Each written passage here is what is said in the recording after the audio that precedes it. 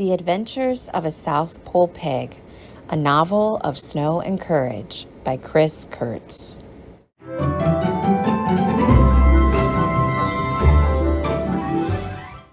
Chapter 35. Hi, I'm Mrs. Mahan. I teach first grade at Brantwood Elementary School, and I'm going to be reading Chapter 35. In the morning, Flora was the first one outside. This was going to be a hard day. She might as well have a moment to herself while she could.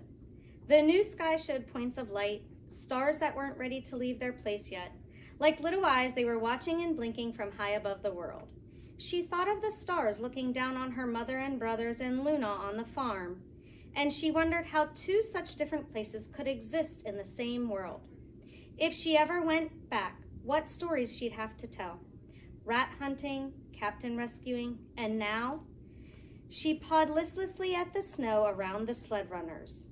Her coat felt like a second skin, and she was warm, but nothing could warm up her thoughts, which had turned chilly.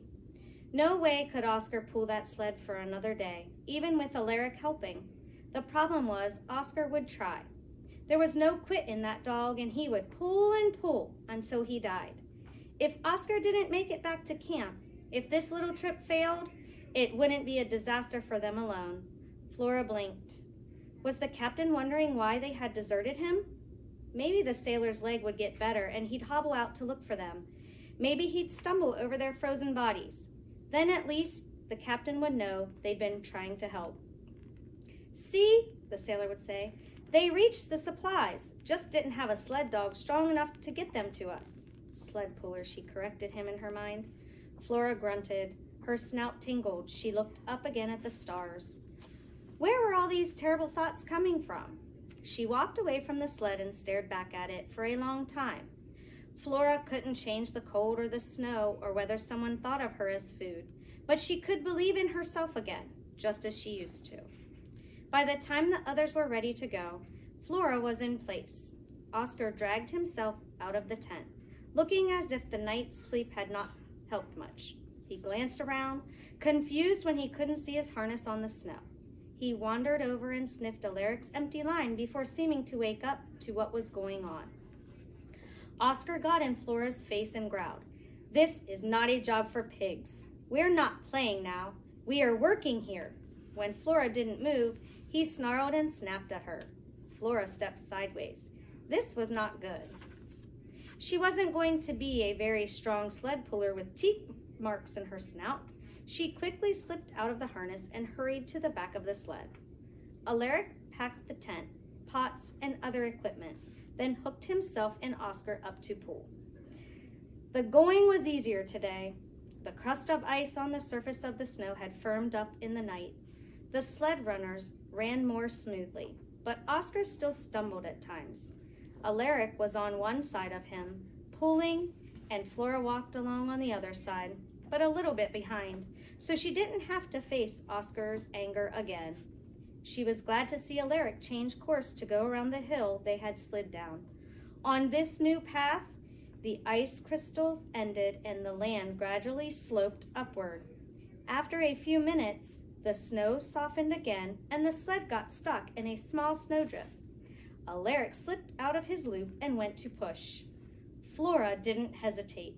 She ran and nosed Alaric's loop of rope around her neck. "You'll just have to bite me," she said to Oscar.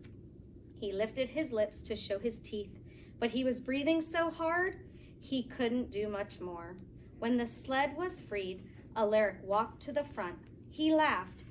"Oh, Piggy, you're a funny one. Listen here, pigs don't pull." He took the loop off Flora and put it around his own shoulders. "You just be sure to make it safely back to the captain, because he would never forgive me if something happened to the pig that saved his life." Flora wished she could talk in a way that Alaric understood. Instead, she walked patiently behind the sled, and when it got stuck again, she walked to the front as Alaric went back to push and slipped into the loop. Oscar's sides were heaving. His legs trembled, and he made no move to stop her. This time, when she felt Alaric pushing, she pulled with all her might. Her hooves dug in, and the sled jerked forward. Sophia yelled in surprise. "Whoa!" called Alaric. Flora looked back but didn't stop. Sophia was standing up to her stomach in soft snow where she had jumped off the sled, and Alaric was on his hands and knees, not expecting the sled to move so quickly. Flora faced forward. Step, step, pull, pull. Pigs don't give up. Alaric came running. "Whoa, whoa, whoa!" He pulled back on the rope until the sled stopped. Then he knelt down and scratched Flora behind the ears. "This can't be happening. You're really pulling the sled? You and Oscar?" He took the rope off Flora's neck, and she was afraid he was going to tell her to go away. But instead he adjusted the loop, making it the right size for her. Then he rummaged in one of the food boxes until he came up with a soft cloth that he placed around the loop so that the rope wouldn't bite into her skin above her coat. "There we go then, Pig." He patted her on the shoulder. "I guess the captain was right. It's hard to know where brains and talent are going to come from. Let's see if this can really work." Flora pulled all day. It was hard, but the sled no longer got stuck. She had little idea where she was going, but Oscar obviously knew. Even though he couldn't pull very hard, he would growl and tug in certain directions to correct their course or snap at her shoulder to push her the other way. Sophia ran up now and then to encourage Flora, but most of the time the cat stayed on the other side, keeping Oscar's spirits up. Flora was sad to see it wasn't working. The dog's head drooped further and further. His rope often went slack for periods while he walked and heaved. Flora was afraid to talk to him, so she just kept pulling.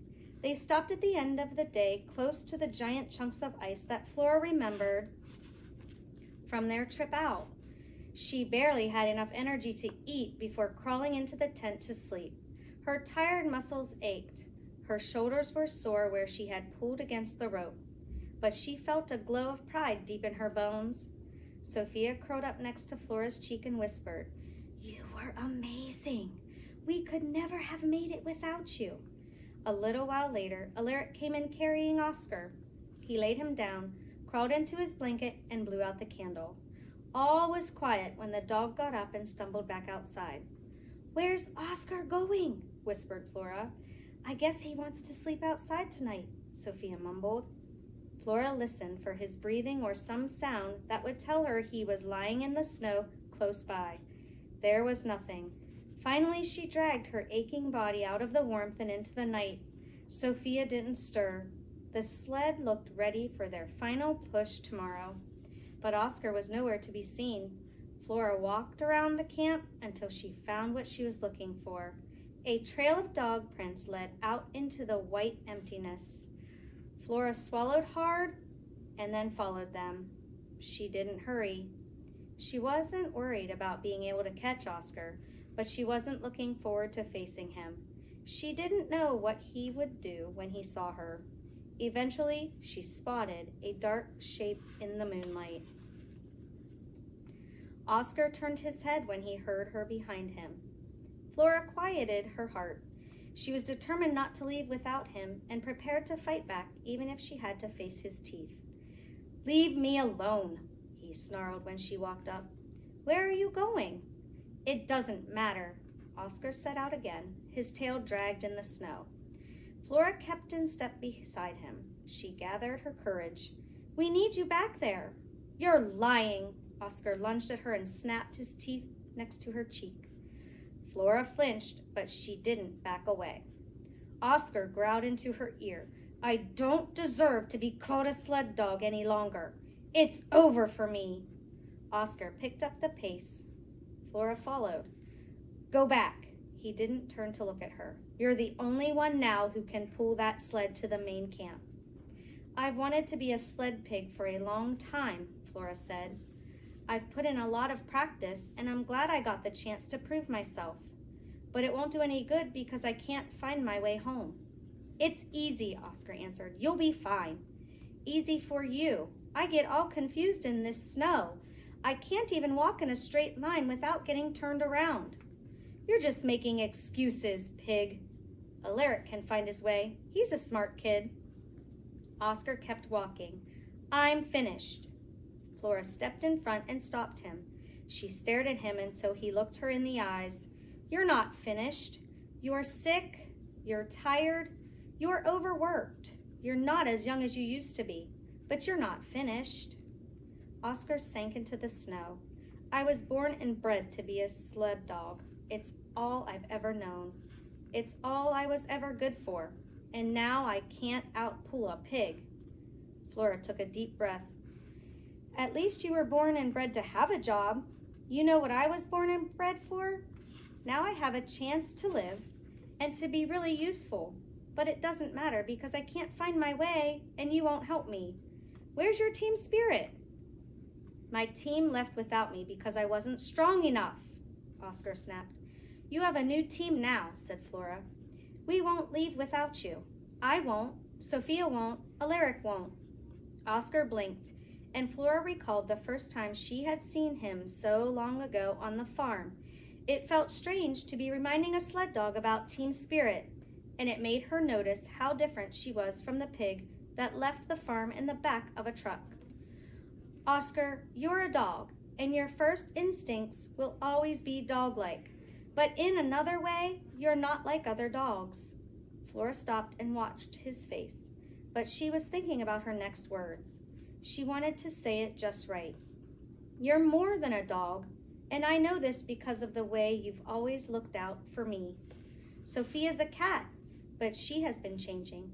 I didn't tell you that she came back for me when I couldn't go on. Flora lay down at Oscar's side.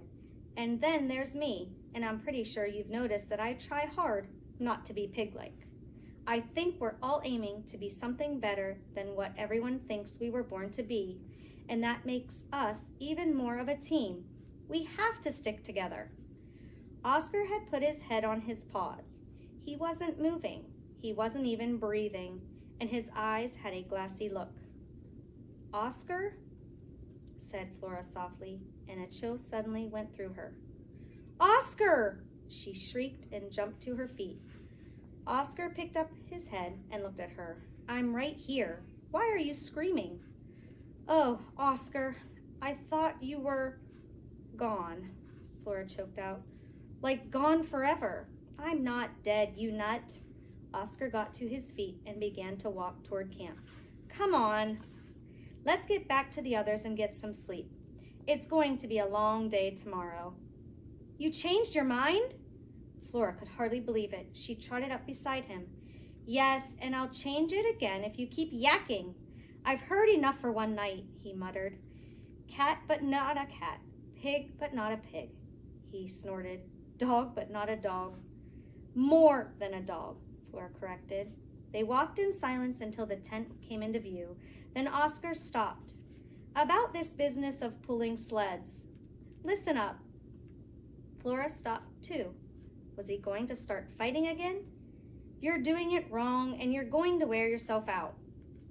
Flora hadn't noticed she was holding her breath, but she let it out now. Oscar continued. Keep your head down when you're pulling. You're not a goat or a fancy pony. That's rule number 2. Rule number 1, if you want to be a good sled dog, puller, you gotta get your sleep. I'll teach you rules 3 through 66 tomorrow. Yes, sir, Flora answered. They walked in silence again. Flora felt nervous, but she had to know something. I understand that I need my sleep, but can I ask just one question? Rule number 1, nothing is more important than sleep. Right, but I have a question that may be important. Okay, what? When we first met, you said that sled dogs go a little crazy. Does that happen at the end of the journey? Oscar stopped walking. I didn't say they go a little crazy. I said they have to be a little crazy to work this hard and enjoy it. Oh, Flora looked at Oscar, because I thought you meant they do a crazy little dance or something. Oscar stared at her as if a horn had suddenly sprouted from her forehead. Kind of a shimmy with some high stepping at the end? Flora summoned some energy and high-stepped her tired body across the snow to demonstrate. Oscar shook his head as he started walking again. I don't know anything about that. What about a dance at the end to celebrate? Sled dogs don't dance. I'm a sled pig, Flora whispered. They were back at camp now, and she didn't want to wake the others. It might be different for me. Oscar sighed. You just get up tomorrow ready to pull. He nosed into the tent. Flora looked up. The stars were extra bright tonight, and they shone and glimmered as if each one had something it wanted to say. Oscar poked his head out. You coming? The Adventures of a South Pole Pig, a novel of snow and courage by Chris Kurtz.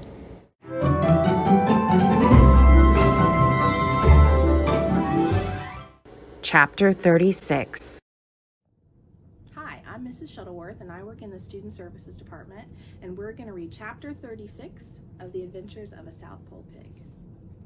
Oscar was so stiff the next morning, Alaric didn't even bother hooking him up. Take it easy for a while till you get better, boy, he said, and made a bed for the dog on top of the food boxes. If I'd had any choice, I wouldn't have worked you so hard. Flora placed herself in front of the sled. She was sore, but she had slept well and could feel Oscar's confidence cover her like a warm blanket. I might as well make a harness for you today, Pig, said Alaric. It'll be easier on your neck.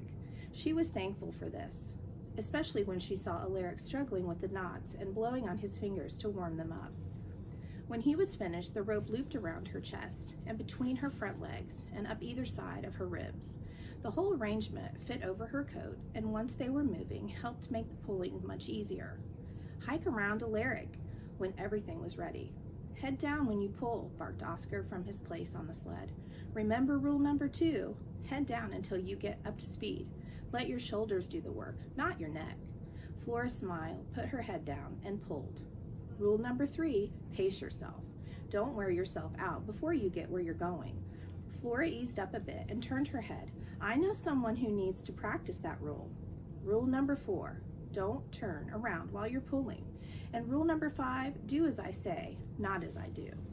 From time to time, Oscar barked out directions, and Flora would steer left or right to keep on course. Alaric pulled from the front or rolled the rope up and pushed from the back. Just before nightfall, Flora heard Sophia give out a loud yowl. I think I see something. Hey, deputy, look up ahead. Flora broke into a trot and camp came into view. Alaric hollered. Far ahead, Flora saw 2 specks come limping out of the snow shelter. They'd done it. No one was going to die, not now anyway. Excitement and happiness bubbled inside her, and then she couldn't help it. Tiredness and sore muscles dropped away as she reared up on her hind legs and hopped. She trotted a bit more and then kicked her back legs to one side, then the other.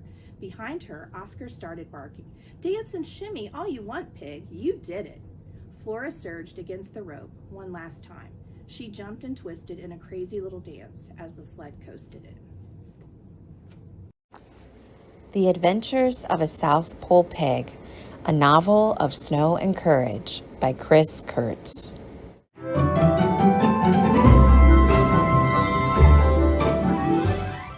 Chapter 37. Hi, this is Miss Pace. I'm going to be reading Chapter 37 from Adventures of a South Pole Pig.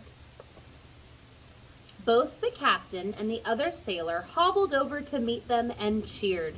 Alaric whooped some more.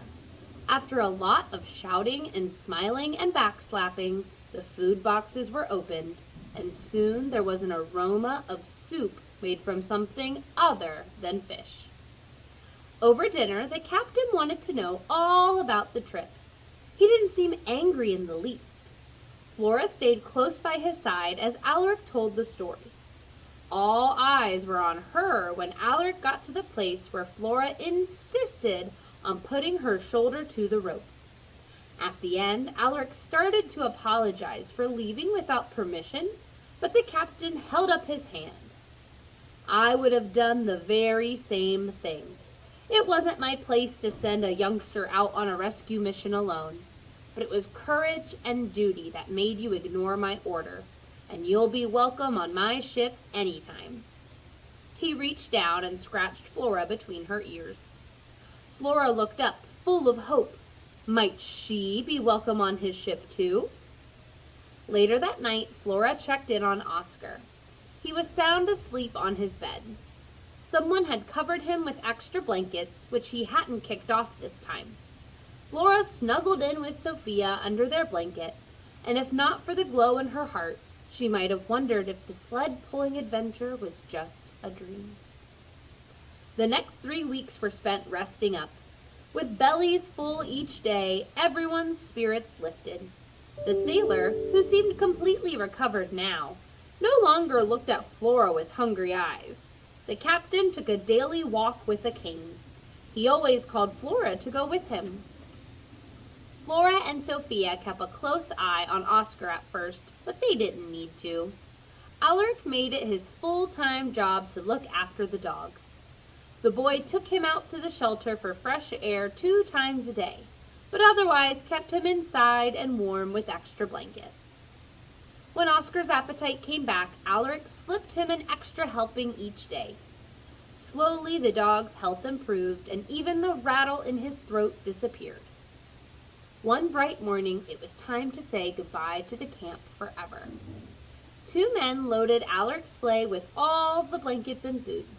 The captain admired the homemade harness as Alaric took care to properly adjust them both. Flora and Oscar were hooked up side by side at the front of the sled, and this time they were going to head in the direction the sailors had gone to find help. Remember what I told you? Oscar couldn't hide his excitement at being back in a harness again. He practically vibrated with energy. Let me see. Flora pretended to be deep in thought. Rule number 1, get enough sleep. Rule number 2, pull with your shoulders and not your neck. Rule 3, remember that dogs have way too many rules. Sophia laughed from where she was waiting on top of the load. Rule number 66, Oscar grinned. You can never have too many rules. Everyone ready? The captain called. The 2 men and Alaric placed their hands on the sled to help push the heavy load. Move out! Flora and Oscar put their shoulders into their harnesses and pulled. The sled resisted for a moment, then lurched forward as it broke away from where the runners had become frozen to the ice. In all the excitement, Flora was surprised to feel a tightness in her heart. The camp was where she had found the courage to be more than just a farm pig, to take a little control of her life. She was tempted to turn for one last look, except she knew she'd hear the rule about not turning around again. A little later, they passed by a spot Flora was certain she had seen before. Then she remembered. It was the place where Oscar had dug the hole for her to hide in. She imagined filling up that dark place with fresh white powder, and she promised herself she'd never lose hope like that again. On the second day out, they met the rescue party coming toward them. People laughed and pointed when they saw who was pulling the sled, and then a huge cheer filled the air. Hugs were given, and Flora got her share. Even Amos tickled her ears. But it was clear from their pinched faces that the food in the boxes would be a welcome surprise. Oscar and Flora were unhooked from their lines. Sniffing noses and wagging tails immediately surrounded Oscar. Flora felt awkward and out of place among the other dogs. But as soon as he could, Oscar told them the story of their adventure, giving full credit to Flora and her pulling skills. Each dog came up to thank her personally, which meant Flora got plenty of practice touching noses, apparently a requirement in the dog world. Even Sophia felt safe enough to jump down and wander through the furry crowd, though she wanted nothing to do with the sniffing and gave any dog that tried it a sharp smack on the snout. After a warm meal had been cooked up, eaten, and cleared away, coils of rope were brought out and more lines were tied to the sled. Flora was proud to be placed back in her harness, even though there were far too much laughter over it from the other men. She was gratified that none of the dogs seemed to think it was funny. They waited patiently to be hooked up. "Hike!" shouted the captain from his place on the sled. Flora threw herself forward at the signal, and the men standing nearby cheered. Two of them ran alongside for a few steps, waving their hats. "Go, Pig! Pull, Pig!" Pulling with a full team was not only a wonderful feeling, it was a lot easier than what she was used to. In just 3 days, they reached the sea and the camp where they hoped to be saved. From here, a group of the strongest sailors had set sail in the lifeboat to intercept a ship or find the nearest settlement on the southern tip of South America. If they were successful, rescuers could arrive any day now. The Adventures of a South Pole Pig, a novel of snow and courage by Chris Kurtz.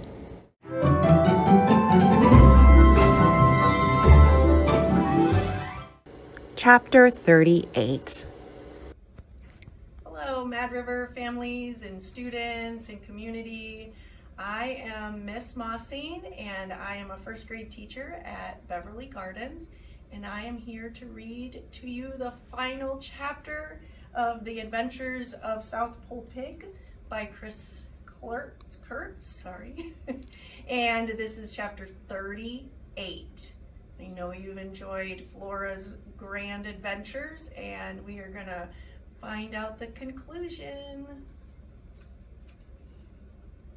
The day the large ship appeared, the men hugged one another and danced while the dogs barked. As it sailed closer, Flora could see it was painted as white as snow, and she watched with the others until she could make out its name written in tall red letters, The Undefeated. It dropped anchor and a lifeboat was lowered into the water. As soon as the men in the boat stepped onto the ice, there was another round of hugging among comrades. The captain still walked with a cane, but he was in charge again as he called out orders and directed the action. The lifeboat began taking men and dogs to the ships. Flora's feelings were all jumbled and confused. She wasn't sure what to think now that they were rescued. She wasn't sure she should be celebrating like the men and dogs around her. Her future seemed uncertain. She turned to find a friend and almost stumbled over Sophia, who was also not celebrating. Flora found it hard to push the words over the lump in her throat. What happens now? Sophia didn't answer at first. We animals don't get to decide, at least not usually, she said and almost smiled. Well, anyway, we're back to depending on the kindness of people and trusting that they get it right. Hopefully Alaric and the captain will remember us once all of the excitement dies down. Flora took a deep breath.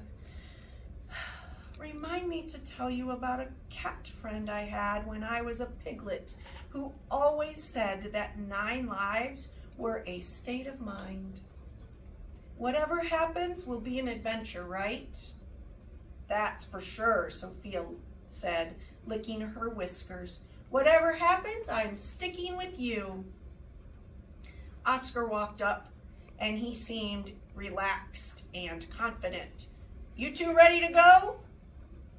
Flora didn't know what to say, and Sophia just stared straight ahead, her tail sweeping slowly back and forth on the snow. Come on, guys, don't worry. I heard the captain giving a couple of special orders, said Oscar. I think you're going to feel at home on this ship. Do they have a rat problem? Flora asked, hopefully.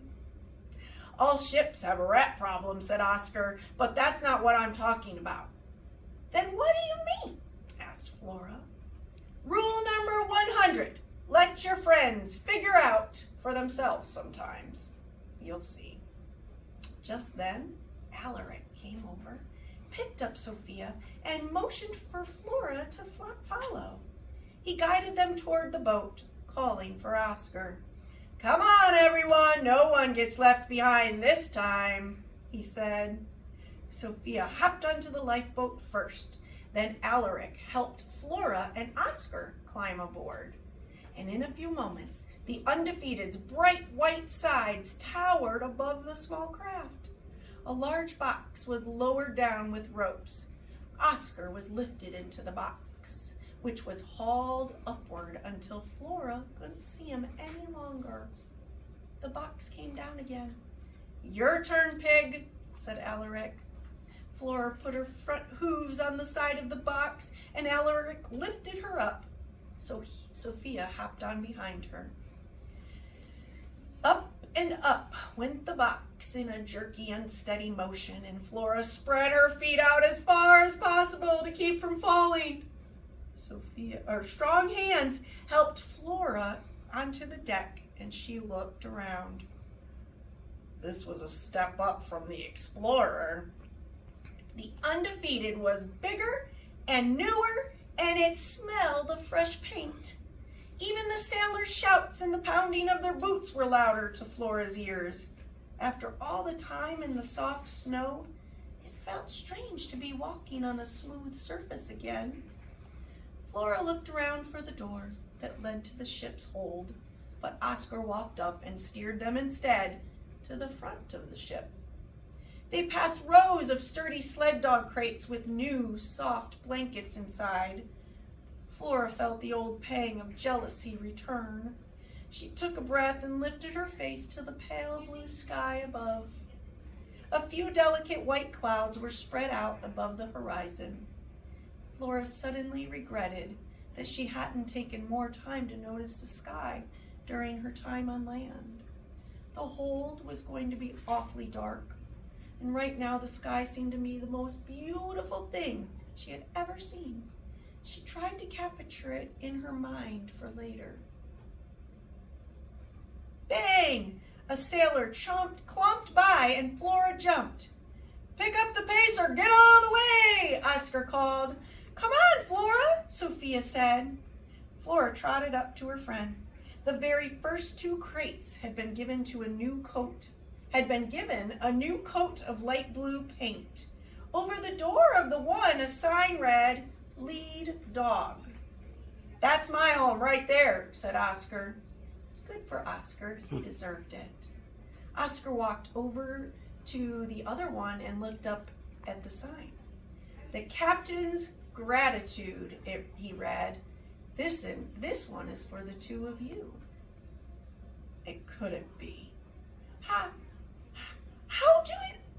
Are you sure?" Flora asked. "Captain's first order," said Oscar. "I heard him say to get these boxes painted and lettered." Flora felt a sea breeze flutter her ears. "What does gratitude mean?" "I'm not sure. Maybe it's about paying back a favor," answered Oscar. "Or maybe it just meant the best pig ever." He gave her a big doggy grin. The ship's whistle blew again. Sophia and Flora looked at each other. "Think you can handle being a ship's best pig?" asked Sophia. Said Flora. "Let me think about this. Travel all over the world? Hunt rats and pull sleds? Wake up next to your best friends? New adventures every trip?" And that is the ending of The Adventures of South Pole Pig. I hope that you continue your own adventures. Adventures of fun, adventures of friendship, and remember always, kindness matters.